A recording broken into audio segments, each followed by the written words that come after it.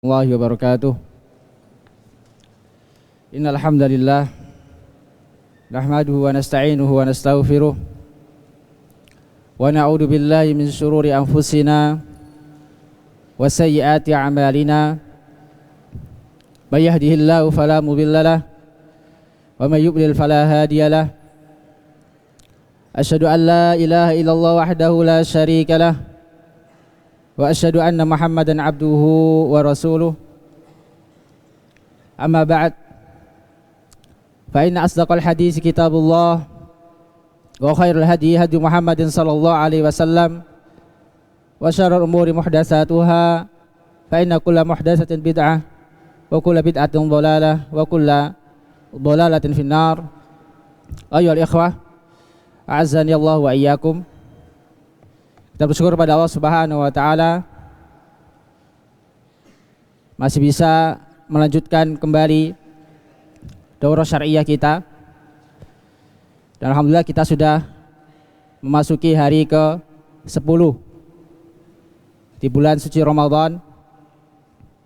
Mudah-mudahan Allah Subhanahu wa taala menerima amal kita semua di bulan suci Ramadan dan senantiasa memberikan kita istiqamah. Selanjutnya, melanjutkan kembali kajian kita dari kitab Al-Arba'in fi Huquqi Rabbil Alamin karya Syekh Anis Al-Mus'abi hafidhahullah ta'ala. Kita sudah sampai pada hadis ke-17.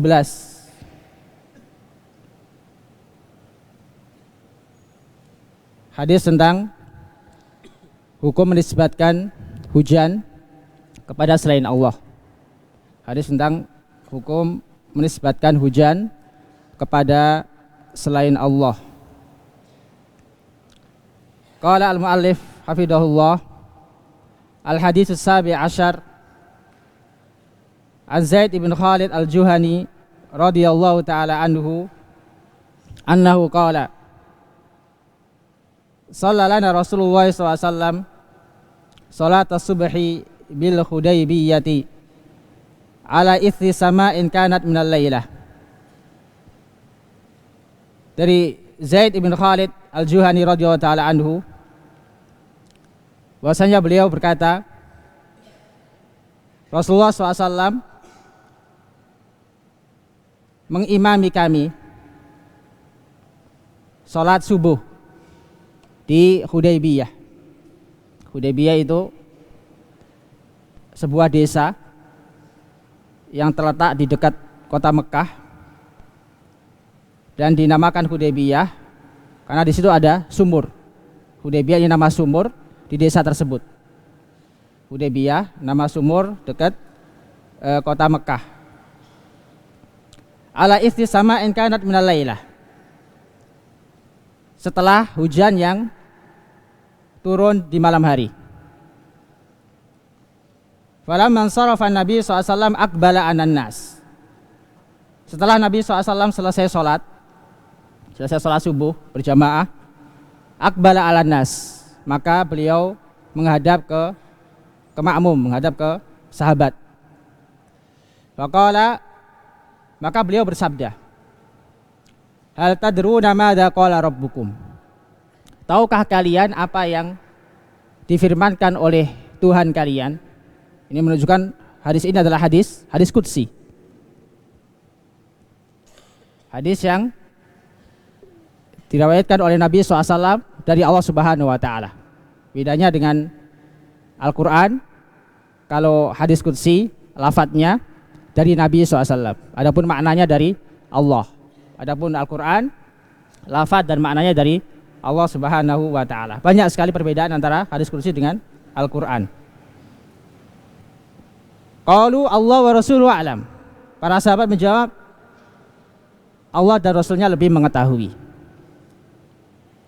Qala, Rasulullah SAW bersabda, asbaha min ibadi mu'minun bi wa kafirun.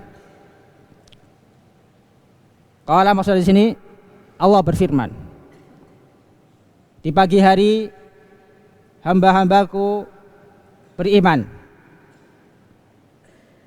wa kafirun, dan ada juga yang kafir. Fa amma man qala, maka barang siapa yang mengatakan mutirna bi fadlillahi wa rahmatihi, diturunkan hujan kepada kami karena sebab karunia Allah dan rahmatnya. Fadzalika mu'minun bi kafirun bil kaukab, maka orang itu adalah orang yang beriman kepadaku dan kufur terhadap bintang. Artinya dia tidak menisbatkan turunnya hujan kepada bintang, dia nisbatkan turunnya hujan kepada Allah, maka dia beriman kepada Allah Subhanahu wa taala. Wa amma man qala, dan adapun yang mengatakan binau ikada wa kada, hujan turun karena sebab bintang ini dan bintang itu. Fadzalika kafirun bi mu'minun bil kaukab, maka orang itu adalah orang yang kufur terhadapku dan beriman dengan bintang. Artinya dia percaya bahwasanya hujan itu turun karena bintang tersebut, karena bintang tertentu. Muttafaqun alaih. Hadis ini diriwayatkan oleh Al-Bukhari wa Muslim. Ayyuhal ikhwah azanillahu wa iyyakum. Hadis ini memberikan kepada kita beberapa pelajaran penting. Yang pertama, keutamaan sahabat Zaid bin Khalid Al-Juhani radhiyallahu taala anhu selaku rawi hadis ini. Beliau termasuk sahabat Nabi SAW yang lahir di kota Madinah. Beliau juga ikut serta dalam perjanjian Hudaybiyah bersama Nabi SAW.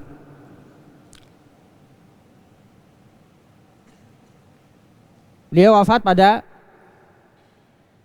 tahun 68 Hijriyah di Kufah.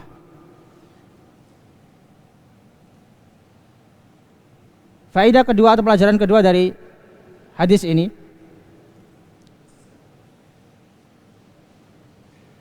dianjurkan bagi seorang imam tatkala dia selesai sholat berjamaah, maka dia menghadap ke makmum sebagaimana yang dilakukan oleh Nabi SAW. Falamman sarafan Nabi SAW aqbala 'alan nas. Ini menunjukkan disunahkan bagi seorang imam setelah melakukan sholat jamaah maka dia menghadap ke makmum. Ini sunnah yang seringkali ditinggalkan oleh para imam. Jadi selesai sholat Nabi SAW menghadap ke makmum. Faedah selanjutnya, dari perkataan para sahabat Allah wa Rasuluhu a'lam, menunjukkan ketawaduan para sahabat, adab dari para sahabat radhiyallahu taala anhum, yang mana mereka tidak mendahului Allah dan Rasulnya. Ketika ditanya oleh Nabi SAW, maka mereka menjawab Allah wa Rasuluhu a'lam, karena Allah dan Rasulnya lebih mengetahui jawabannya. Dan di sini juga terdapat faedah yang berharga juga, bolehnya seorang alim mengajukan pertanyaan kepada para muridnya. Dan ini termasuk metode Nabi SAW dalam menyampaikan ilmu. Terkadang Nabi SAW langsung menyampaikan ilmu tersebut. Terkadang Nabi SAW bertanya terlebih dahulu untuk memastikan atau untuk membuat para sahabat perhatian. Jadi di antara metode mengajar atau metode menyampaikan ilmu, seorang alim atau guru melontarkan pertanyaan atau bertanya kepada muridnya. Karena dengan cara seperti ini lebih memudahkan seorang murid dalam menerima ilmu. Karena kalau langsung secara verbal terkadang bosan. Butuh apa? Butuh selingan seperti pertanyaan bagi yang nggak paham, atau sejak awal dikasih pertanyaan yang tujuannya agar pendengar perhatian dengan apa yang akan disampaikan. dengan apa yang akan disampaikannya, menunjukkan apa yang akan disampaikan itu perkara yang sangat penting, sehingga mereka bersiap-siap untuk mendengar atau mengambil faedah dari seorang alim. Ini diantara metode yang dilakukan oleh Nabi SAW tatkala beliau menyampaikan ilmu. Terkadang secara langsung, terkadang beliau melontarkan pertanyaan terlebih dahulu. Banyak sekali hadis-hadis yang diawali dengan atadruna. Di antaranya atadruna mal muflis, tahukah kalian siapa orang yang bangkrut itu? Banyak sekali Nabi SAW mengawali hadisnya dengan pertanyaan. Ini bisa kita praktekkan tatkala kita ingin menyampaikan hadis atau ingin menyampaikan sebuah ilmu, menyampaikan sebuah faedah kepada orang lain.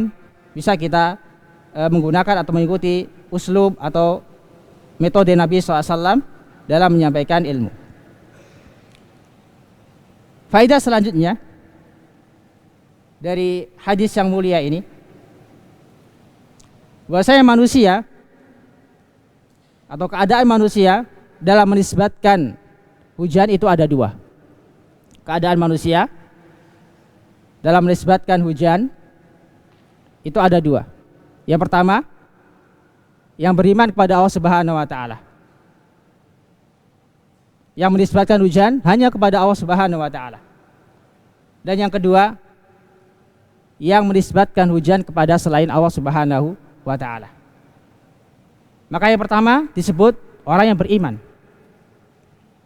yaitu orang yang mengatakan mutirna bi fadlillahi wa rahmatih. Maka tatkala hujan turun, bagi seorang mukmin tidak boleh baginya menisbatkan hujan tersebut kepada selain Allah. Dia harus menisbatkan hujan tersebut hanya kepada Allah Subhanahu wa taala, karena hujan adalah rezeki dari Allah Subhanahu wa taala, karunia dan nikmat dan rahmat dari Allah Subhanahu wa taala. Maka dengan meyakini, dengan menisbatkan turunnya hujan tersebut kepada Allah Subhanahu wa taala, itu adalah tanda dia beriman kepada Allah Subhanahu wa taala.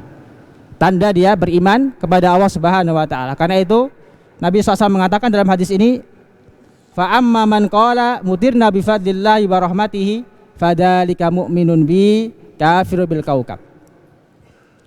Maka barang siapa yang mengatakan hujan itu diturunkan dengan karunia Allah dan rahmatnya, maka orang tersebut adalah orang yang beriman kepadaku, yaitu kepada Allah Subhanahu wa taala, kafiru bil kaukab. Dia kufur terhadap bintang. Artinya dia tidak menisbatkan turunnya hujan kepada bintang, sebagaimana yang diyakini oleh sebagian masyarakat jahiliyah di zaman Nabi SAW, yang mana mereka meyakini bahwasanya hujan tersebut turun karena sebab bintang-bintang tertentu, karena sebab bintang-bintang tertentu. Dalam masalah ini, para ulama menjelaskan terkait orang yang menisbatkan turunnya hujan kepada selain Allah Subhanahu wa taala, apakah kufrun akbar atau kufrun asghar. Maka barang siapa yang menisbatkan hujan tersebut atau meyakini bahwasanya bintang tertentu itulah yang menurunkan hujan, bukan Allah Subhanahu wa taala, maka ini masuk dalam kufrun akbar. Akan tapi kalau dia meyakini bahwasanya yang menurunkan hanyalah Allah Subhanahu wa taala, bintang hanyalah sebab saja, hanyalah sebab terjadinya turunnya hujan, maka masuk pada kufrun asghar, karena dia telah menisbatkan atau menjadikan sebab yang bukan sebab, yang tidak dijadikan Allah Subhanahu wa taala sebagai sebab. Maka hendaknya seorang mukmin menisbatkan hujan hanya kepada Allah Subhanahu wa taala, karena hujan adalah rahmat dari Allah Subhanahu wa taala. Berapa banyak manfaat dari hujan, berapa banyak musibah tatkala Allah Subhanahu wa taala menahan hujan, karena air termasuk kebutuhan primer bagi makhluk hidup. Karena itu tatkala Allah Subhanahu wa taala menahan hujan, disyariatkan apa? Salat istisqa. Disyariatkan salat istisqa. Akan tapi banyak sekali dari kaum muslimin yang kufur dari rahmat Allah Subhanahu wa taala. Tatkala hujan tidak turun, mereka apa? Datang ke dukun-dukun agar apa? Atau ke pawang hujan. Tatkala hujan turun dan tidak berhenti-berhenti, bahkan mengganggu acara mereka, mereka apa? Meminta kepada pawang hujan, kepada dukun. Ini tidak dilakukan bahwasanya perbuatan, termasuk perbuatan syirik, perbuatan apa? Kufur.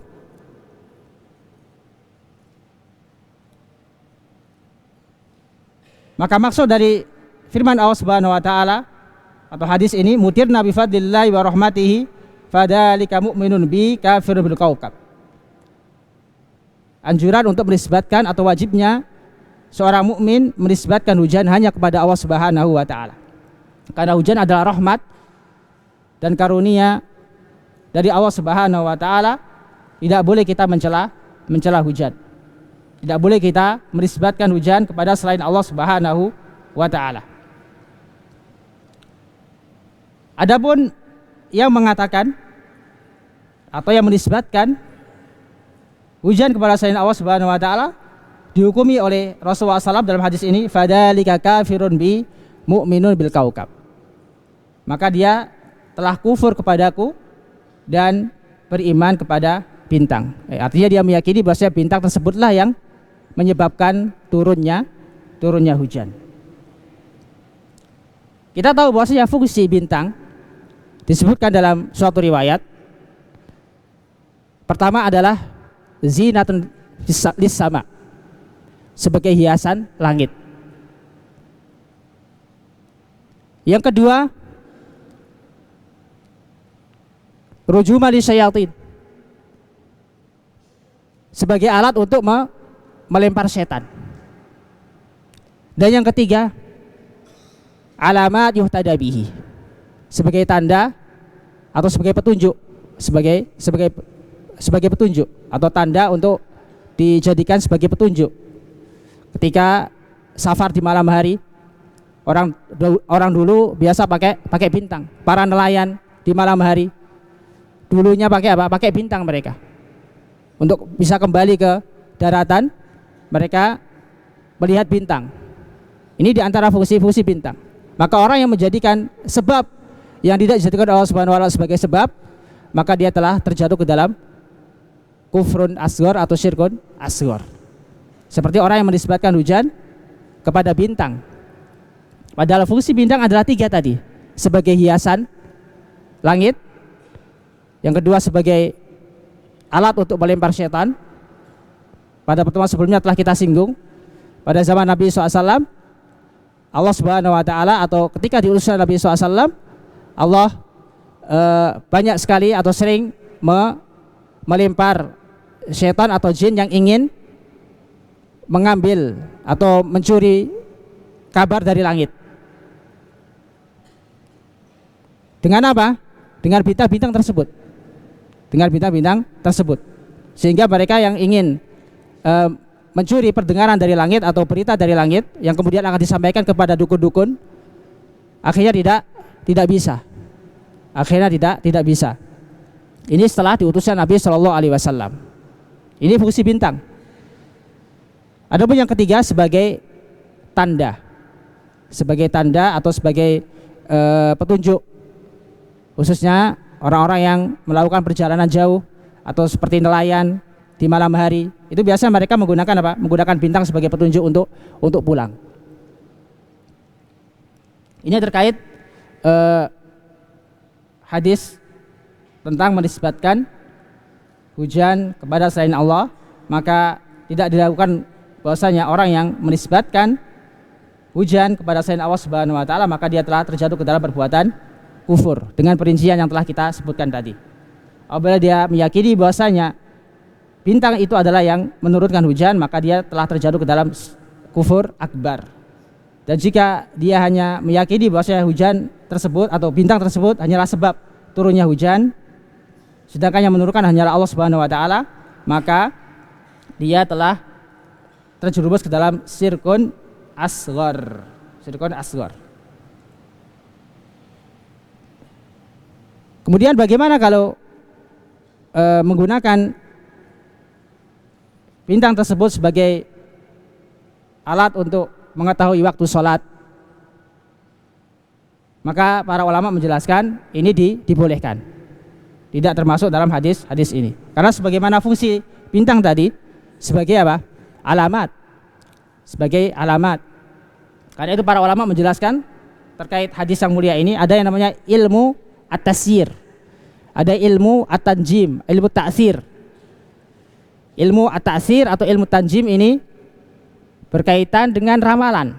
Terkadang orang menggunakan bintang-bintang untuk meramal. Untuk meramal atau biasanya istilahnya apa? Zodiak. Istilah zodiak. Orang yang lahirnya pada bulan ini itu berarti bintangnya Virgo atau bintang Aries atau apa. Nah, ini masuk ilmu apa? Ilmu ta'sir yang diharamkan. Karena termasuk apa? Meramal, termasuk meramal.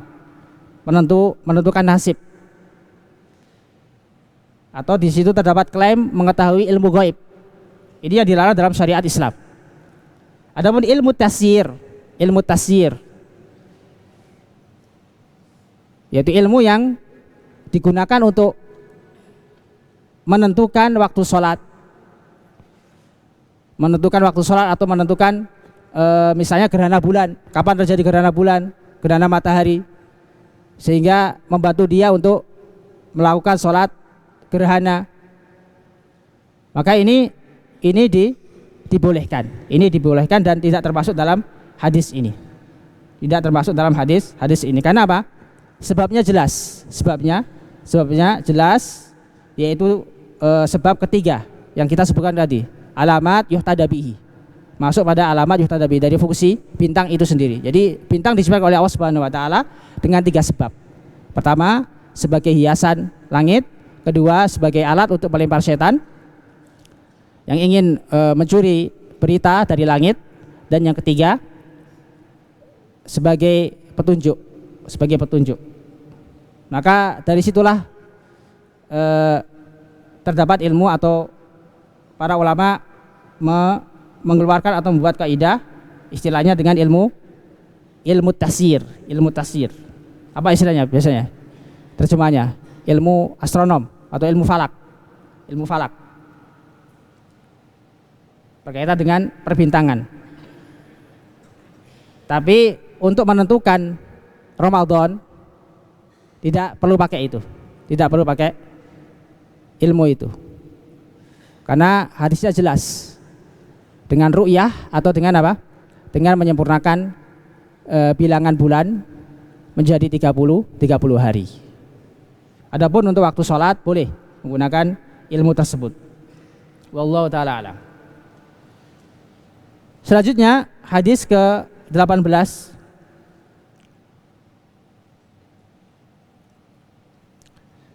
Qala al-muallif al-hadis as-samin asyar an Abi Hurairah radhiyallahu ta'ala anhu annahu qala Rasulullah SAW qala Allah tabaraka wa ta'ala ana aghna syuraka'i 'anil syirki man 'amila 'amalan asyraka fihi ma'i ghairi taraktuhu wa syirkahu. Hadis ke-18 dari sahabat Abu Hurairah radhiyallahu ta'ala anhu. Beliau berkata, Rasulullah SAW bersabda, qala Allah tabaraka wa ta'ala, Allah Subhanahu wa ta'ala berfirman. Ini juga hadis qudsi. Hadis qudsi. Jadi perbedaan hadis qudsi dengan hadis nabawi, apabila Nabi SAW mengucapkan qala Allah tabaraka wa ta'ala, atau seorang rawi mengatakan qala Rasulullah SAW fi ma yarwihi an rabbihi, ini masuknya hadis qudsi, bukan hadis nabawi. Tapi kalau Nabi SAW mengucapkan qala Rasulullah SAW kemudian menyebutkan matan hadis, langsung tanpa dinisbatkan kepada Allah Subhanahu wa taala, maka ini namanya hadis nabawi. Hadis nabawi. Qala Allah tabaraka wa taala, ana aghnas syuraka'i 'anis syirki. Aku tidak butuh sekutu. Man 'amila 'amalan asyraka fihi ma'i ghairi taraktu wa syirkahu.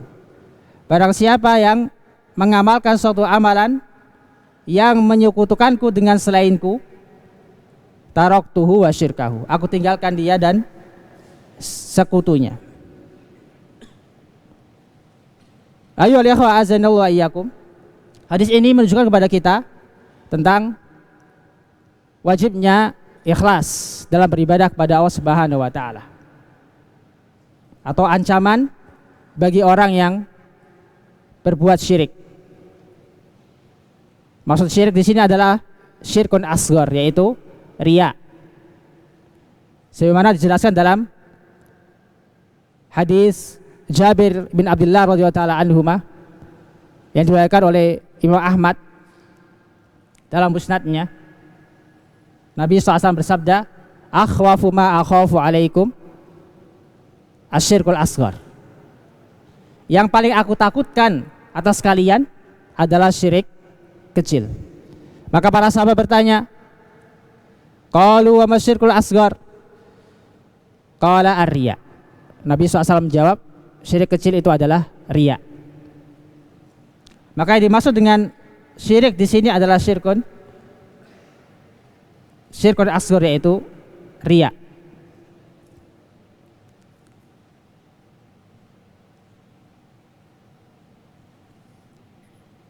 Ada beberapa amalan yang dapat menggugurkan atau sebab tidak diterimanya suatu amalan. Di antaranya adalah riya. Maka ikhlas syarat diterimanya suatu ibadah. Tentunya dengan terpenuhi syarat yang lain, yaitu mutaba'ah. Amalan tersebut sesuai dengan tuntunan Nabi SAW, petunjuk Nabi SAW. Akan tapi apabila amalan tersebut sesuai dengan tuntunan Nabi SAW, akan tapi orang tersebut riya dalam ibadahnya, maka ibadah tersebut tidak diterima oleh Allah Subhanahu wa taala. Apa yang dimaksud dengan riya? Riya adalah seorang mengerjakan suatu ibadah karena ingin dilihat orang lain, karena ingin dilihat oleh orang lain, ingin mendapatkan sanjungan dari orang lain, ingin mendapat pujian dari orang lain. Karena itu riya hanya terjadi pada amalan saja, pada amalan jawarih. Adapun amalan hati atau amal qulub ini tidak bisa terjadi riya pada amalan qulub. Karena apa? Karena yang tahu hanya dia, kecuali kalau dia menghabarkan kepada orang lain, kepada orang lain. Adapun riya hanya terjadi pada amal jawarih, seperti sholat, haji, baca Quran. Ini biasa orang kemasukan riya, ingin disanjung, ingin dipuji orang lain. Bedanya dengan sum'ah apa? Kalau sum'ah ingin didengar, didengar. Ini kebanyakan contohnya seperti baca Quran, baca Quran.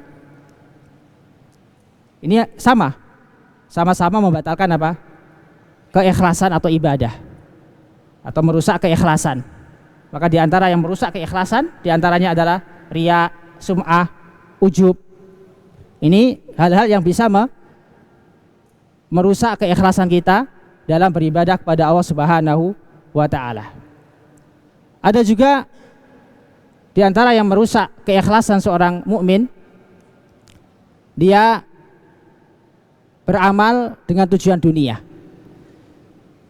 Dia beramal karena mengharapkan dunia atau balasan di dunia. Dalam suatu riwayat disebutkan dalam tafsir Ibnu Abi Hatim dari sahabat Ibnu Abbas radhiyallahu taala anhuma, beliau menyebutkan bahwasanya suatu ketika di hari Arafah ada seorang Arab Badui. Hari Arafah termasuk hari yang di situ Allah Subhanahu wa taala mengabulkan doa, tempat ijabah dan waktu ijabah. Maka ada orang Arab Badui yang berdoa, yang mana isi doanya hanya untuk urusan dunia saja, tidak ada satupun untuk urusan dia di akhirat, untuk masuk surga atau untuk terhindar dari siksa neraka. Semua doanya hanyalah untuk mendapatkan manfaat dunia saja, karena dia tahu di Arafah adalah waktu ijabah, tempat ijabah. Kemudian turunlah firman Allah Subhanahu wa taala, wa minan nasi may yaqul rabbana atina fid dunya wa ma lahu fil akhirati min khalaq. Di antara manusia ada yang berdoa, rabbana atina fid dunya, ya Allah berikanlah kepadaku kebaikan di dunia saja. Apa kata Allah Subhanahu wa taala, wa ma lahu fil akhirati min khalaq, dan sekali-kali dia tidak akan mendapatkan bagian sedikit pun kelak di akhirat, karena permintaannya hanya untuk di dunia saja, hanya untuk mendapatkan manfaat dunia saja. Dan Allah Subhanahu wa taala memberikan dia apa yang dia minta, tapi ingat, di akhirat dia tidak mendapatkan apa-apa, bahkan bisa mendapatkan apa? Dosa atau siksa dari Allah Subhanahu wa taala. Taib, terkait niat, terkait riya, ada sebuah perkataan dari seorang ulama yang bernama Fudail bin Iyad. Beliau berkata,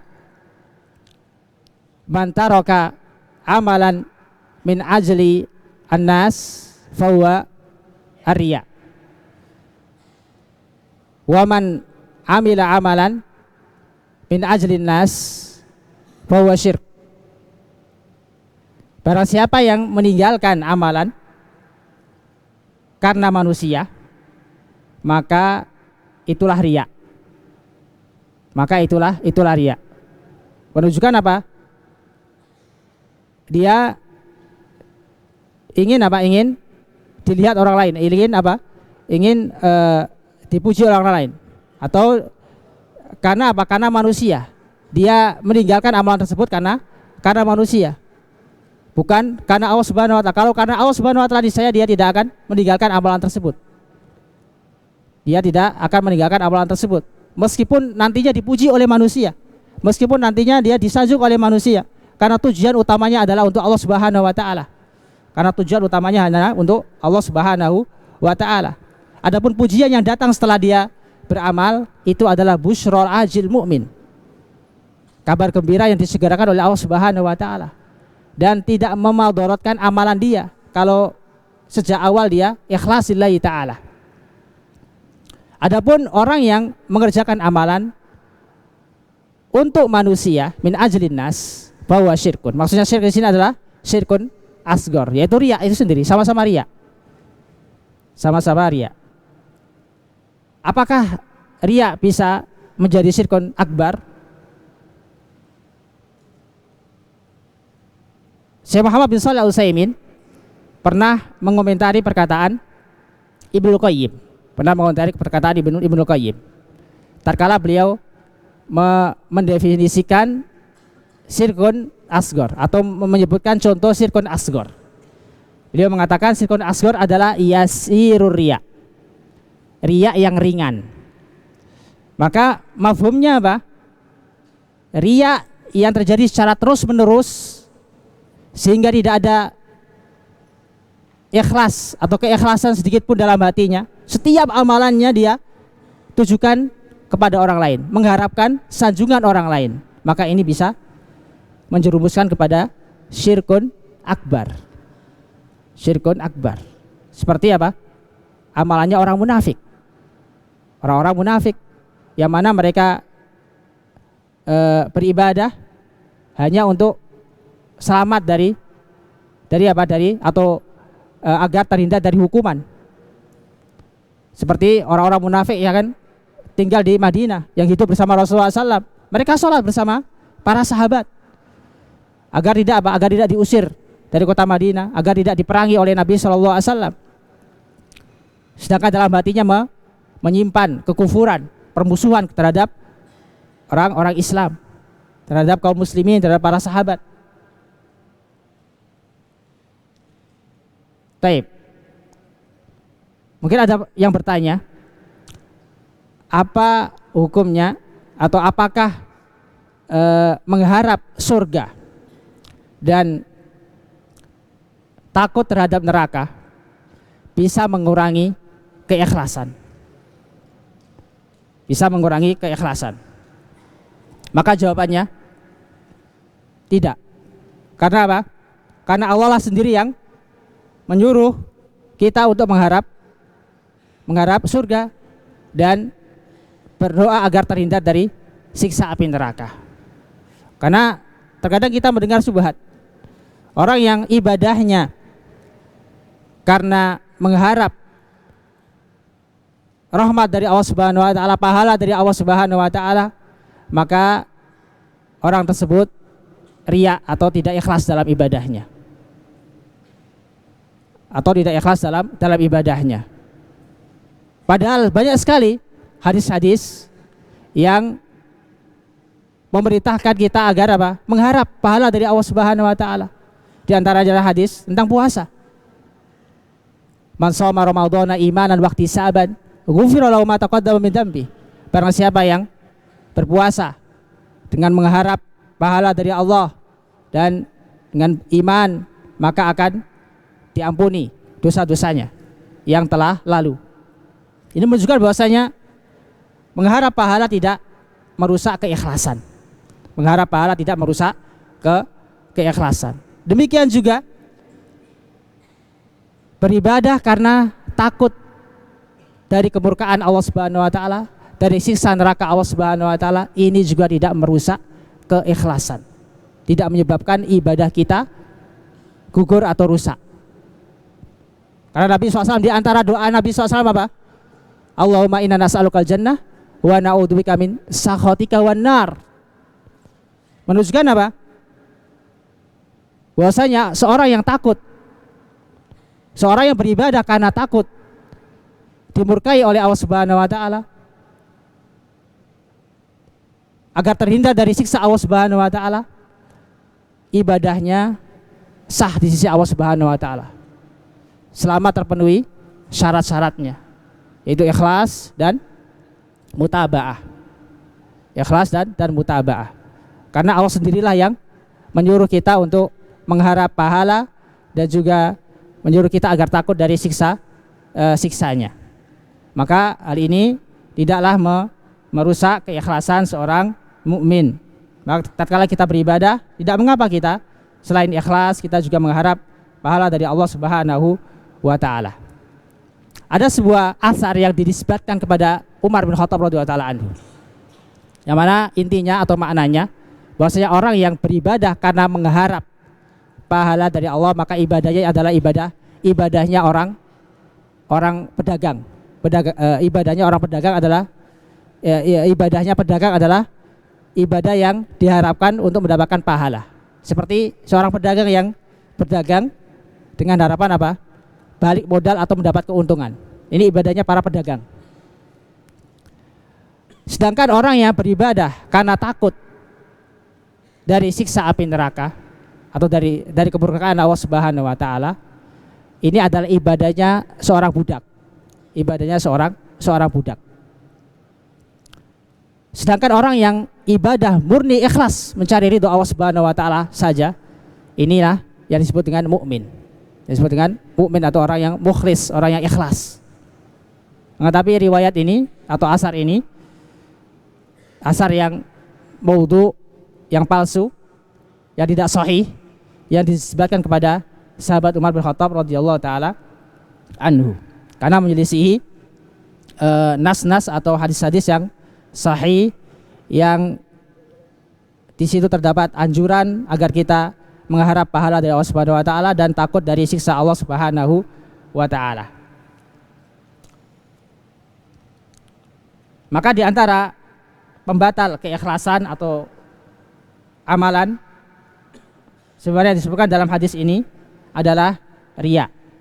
Maka faidah atau kesimpulan dari hadis ini bahwasanya riya apabila menyertai suatu ibadah atau apabila masuk ke dalam suatu ibadah, maka ibadah tersebut tidak diterima.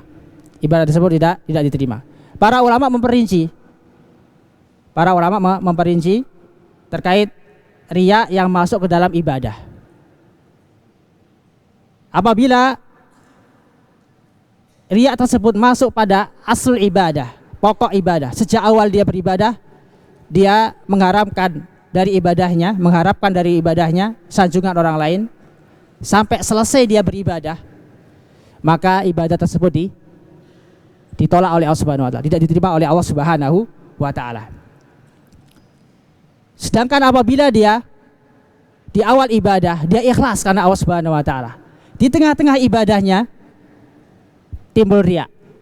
Karena ketika sholat misalnya, yang sholat di samping orang yang sangat dia kagumi misalnya, atau ada orang yang lewat, zaman orang tersebut orang yang sangat dia kagumi, akhirnya dia perbagus sholatnya dengan harapan dilihat orang tersebut, dengan harapan nanti dipuji oleh orang tersebut. Maka ini bisa jadi tidak diterima sholatnya.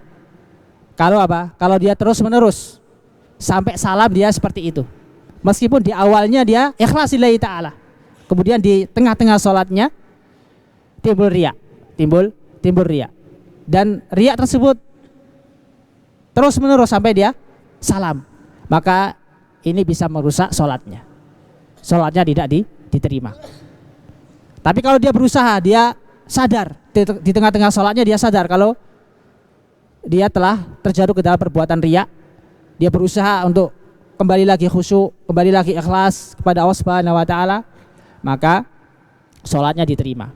Hanya saja pahalanya berkurang, karena dia sempat riya.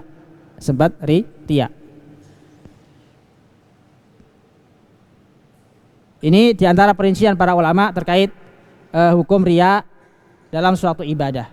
Terkadang ibadah tersebut ditolak atau tidak diterima, terkadang diterima jika dia berusaha untuk memperbaiki ibadahnya, atau dia berusaha untuk menghilangkan riya tersebut sebelum dia mengakhiri ibadahnya atau menyelesaikan ibadahnya.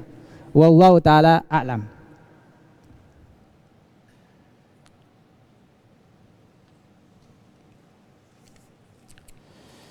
Hadis selanjutnya, hadis ke-19. Qala al-muallif hafidhahullah taala, al-hadis at-tasi asyar. Qala Ibnu Umar radhiyallahu taala anhuma, qala la yuhlafu bi ghairillah fa inni sami'tu Rasulullah sallallahu alaihi wasallam yaqul man halafa bi ghairillahi faqad kafar aw asyrak. Rawahu Tirmidzi. Berkata sahabat Ibnu Umar radhiyallahu taala anhuma, la yukhlafu bi ghairillah, tidak boleh bersumpah kepada selain Allah. Dalam riwayat yang lain, sahabat Ibnu Umar radhiyallahu taala anhuma melihat seorang bersumpah, la wal Ka'bah, tidak demi Ka'bah. Maka beliau berkata, menegur orang tersebut dan mengatakan, fa inni sami'tu Rasulullah SAW yaqul, sesungguhnya aku mendengar Rasulullah SAW bersabda, man halafa bi ghairillah faqad kafar. Barang siapa yang bersumpah kepada selain Allah, maka dia telah kufur, au asyrak, atau telah berbuat syirik. Rawahu Tirmidzi. Hadis riwayat Imam Tirmidzi. Ayo ikhwah azanallahu wa iyyakum. Hadis ini memberikan kepada kita beberapa faidah. Di antaranya adalah pertama, keutamaan sahabat Ibnu Umar. Keutamaan sahabat Ibnu Umar. Beliau termasuk sahabat junior dan anak dari sahabat senior yaitu Umar bin Khattab radhiyallahu taala anhu. Termasuk sahabat yang sangat mencintai Nabi sallallahu alaihi wasallam. Sampai-sampai amalan-amalan Nabi SAW yang sifatnya mubah, beliau apa? Beliau berusaha untuk meniru Rasulullah SAW, mencontoh Nabi SAW, mengikuti Nabi SAW meskipun dalam perkara-perkara yang mubah. Dalam perkara-perkara yang mubah. Menunjukkan begitu cintanya dia kepada Nabi SAW. Bahkan ketika beliau safar, beliau berusaha untuk mengikuti Nabi SAW sampai apa? Mencari-cari tempat di mana Nabi SAW apa?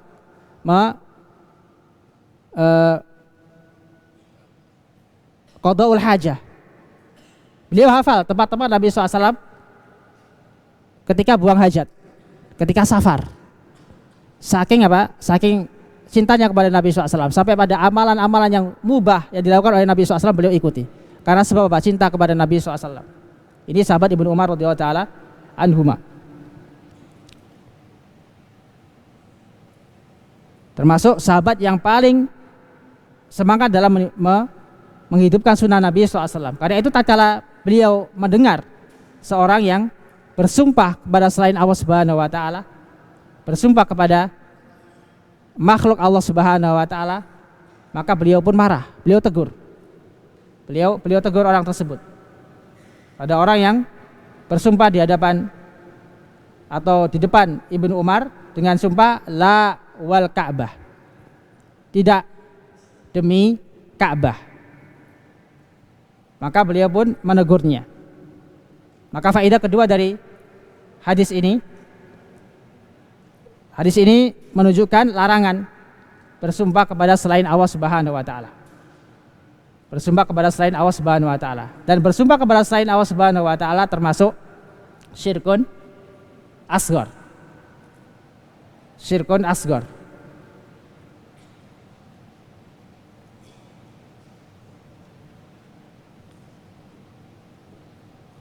Tidak sampai apa mengeluarkan dia dari agama Islam. Akan tapi syirkun asghar karena bersumpah kepada selain Allah Subhanahu wa taala termasuk dosa besar atau melebihi daripada dosa besar. Sebagaimana ucapan Ibnu Mas'ud radhiyallahu taala anhu, li an ahlifa billahi kadiban ahabbu ilayya min ahlifa bi ghairihi shadiqan. Aku bersumpah kepada Allah dengan sumpah yang bohong, dengan sumpah yang dusta, itu lebih aku cintai daripada aku bersumpah kepada selain Allah, meskipun jujur. Menunjukkan bahwa saya bersumpah kepada selain Allah itu lebih berbahaya daripada bersumpah dengan nama Allah tapi dusta. Maka ini perlu kita waspadai. Terkadang dari sebagian ucapan bisa menyebabkan seorang terjerumus ke dalam syirik, perbuatan syirik, meskipun syirik asghar, syirik kecil, dan tidak sampai mengeluarkan dia dari agama Islam. Apa bedanya syirkun asghar dengan syirkun akbar? Syirkun asghar tidak sampai mengeluarkan pelakunya dari agama Islam, sedangkan syirkun akbar mengeluarkan pelakunya dari agama Islam. Seorang yang melakukan syirkun asghar, dia tidak kekal di api neraka. Sedangkan orang yang melakukan syirkun akbar, dia kekal di dalam api neraka. Jika dia meninggal dalam keadaan berbuat syirik akbar, belum bertaubat.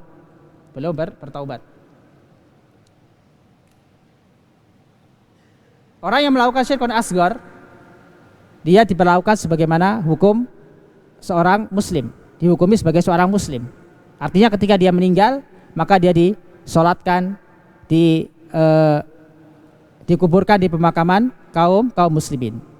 Akan tapi pelaku syirkun akbar, apabila dia meninggal, maka tidak boleh disolati, tidak boleh dikuburkan di kuburan kaum muslimin, di kuburan kaum muslimin, karena dia telah keluar dari agama Islam. Maka dengan demikian bersumpah kepada selain Allah Subhanahu wa taala ini maksudnya adalah syirik asghar. Jadi makna Man halafa bi ghairillah faqad kafara aw asyrak. Para siapa yang bersumpah kepada selain Allah maka dia telah kufur atau syirik. Maksud kufur dan syirik di sini adalah kufrun asghar dan syirkun asghar. Ini menunjukkan begitu bahayanya perbuatan syirik. Karena itu kita wajib belajar apa? Belajar tauhid. Wajib kita mengetahui hak Allah Subhanahu wa taala. Wajib kita mengetahui apa itu syirik sehingga kita terhindar dari perbuatan syirik, baik syirik yang terjadi karena perbuatan atau karena ucapan. Dan bersumpah kepada selain Allah Subhanahu wa taala termasuk apa? Syirik yang terjadi karena ucapan. Karena ucapan. Atau syirik lisan, syirik lisan. Taib, apakah boleh kita bersumpah dengan sifat Allah Subhanahu wa taala, dengan menyebut sifat Allah Subhanahu wa taala? Dengan menyebut sifat Allah Subhanahu wa taala.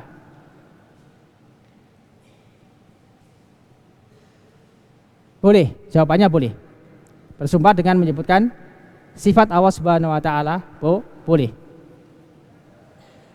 Sebagaimana Nabi SAW walladzi nafsi biyadihi. Walladzi nafsi biyadihi. Ini bersumpah dengan menyebutkan sifat Allah Subhanahu wa taala. Demi zat yang jiwaku berada di tangannya. Tangan termasuk sifat Allah Subhanahu wa taala. Ini boleh. Jadi boleh kita bersumpah dengan menyebut nama Allah Subhanahu wa taala. Boleh pula kita dengan bersumpah dengan menyebutkan sifat Allah Subhanahu wa taala. Yang tidak boleh adalah bersumpah kepada selain Allah Subhanahu wa taala, karena sebagian orang terkadang terucap dari lisannya sumpah kepada selain Allah, wa Muhammad misalnya, wa Nabi, wa Ka'bah. Ini termasuk syirkul lisan, syirkun asghar. Wa Rabbul Ka'bah boleh apa enggak? Wa Rabbil Ka'bah boleh. Karena dia menisbatkan kepada Allah Subhanahu wa taala. Wa Rabbil Ka'bah, demi pemilik Ka'bah yaitu Allah Subhanahu wa taala. Ini boleh. Jadi kalau dia disebutkan kepada Allah Subhanahu wa taala maka ini boleh. Wa rabbis samawati wal ard contohnya. Wa rabbis samawati wal ard. Ini tidak termasuk syirik. Tidak termasuk syirik. Jadi boleh dengan menyebutkan atau dengan bersumpah dengan nama Allah, dengan sifatnya atau dengan makhluk Allah Subhanahu wa taala, dengan menyadarkan nama Allah Subhanahu wa taala. Ini terkait hadis ke 19. Hadis Ibnu Umar radhiyallahu taala anhuma yang berkaitan dengan bersumpah atau hukum bersumpah kepada selain Allah Subhanahu wa taala.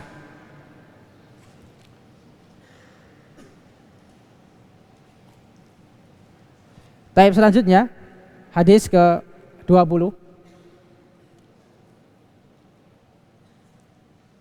Qala al-muallif hafizahullah al-hadisul ishrun an Hudzaifah radhiyallahu ta'ala anhu anin Nabi sallallahu alaihi wasallam annahu qala la taqulu ma syaa Allah wa syaa fulanun walakin qulu ma syaa Allah tsumma syaa fulanun. Rawahu Abu Dawud. Dari sahabat Hudzaifah radhiyallahu ta'ala anhu, dari Nabi sallallahu alaihi wasallam, beliau bersabda, janganlah kalian mengucapkan masya Allah wa sya'a fulan, dengan kehendak Allah dan kehendak fulan. Walakin qulu masya Allah summa sya'a fulan. Akan tapi ucapkanlah masya Allah dengan kehendak Allah atau atas kehendak Allah, kemudian atas kehendak fulan. Hadis ini diriwayatkan oleh Abu Dawud. Ayyuhal ikhwah azanallahu wa iyyakum. Hadis ke-20 ini hampir sama seperti hadis ke-19. Berkaitan dengan apa? Syirik asghar atau syirik yang berkaitan dengan lisan. Syirik yang berkaitan dengan lisan yang terkadang banyak sekali umat Islam terjatuh ke dalam syirik lisan ini. Tanpa dia sadari dia menyamakan Allah dengan apa? Dengan makhluknya dalam hal masyiah, kehendak. Dalam hal apa? Masyiah atau kehendak. Dan tidak mungkin Allah Subhanahu wa taala sama dengan makhluknya. Benar, makhluk memiliki masyiah, manusia memiliki masyiah. Tapi masyiah makhluk tidak seperti masyiah masyiah Allah Subhanahu wa taala. Kehendak makhluk tidak seperti kehendak Allah Subhanahu wa taala. Allah Maha sempurna. Sedangkan makhluk lemah. Bahkan kehendak makhluk itu berasal dari kehendak Allah Subhanahu wa taala. Wa ma tasyauna illa ayyasha Allah. Dan apa-apa yang kalian kehendaki itu karena kehendak Allah Subhanahu wa taala. Maka tidak boleh seorang mengucapkan masya Allah wa sya'a fulan atau dengan kalimat yang semakna. Kalau bukan karena fulan dan karena Allah, ini juga termasuk syirik. Terkadang kita tidak sadar mengucapkan kata-kata yang berbau syirik. Misalnya terjadi musibah. Kemudian dia mengatakan kalau bukan karena fulan, insya Allah gak terjadi seperti ini. Atau misalnya dia tanpa menyebutkan insya Allah, karena bukan karena fulan, aku mungkin sudah celaka. Nah ini kata-kata yang berbau syirik, kata-kata yang bisa menyebabkan seorang terjerumus ke dalam perbuatan syirik. Maka di sini Nabi SAW memberikan solusi.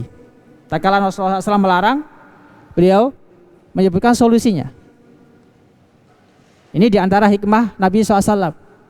Diantara hikmah Nabi SAW, tatkala beliau melarang, beliau menyebutkan solusi. Maka bagaimana cara selamat dari syirkul lisan?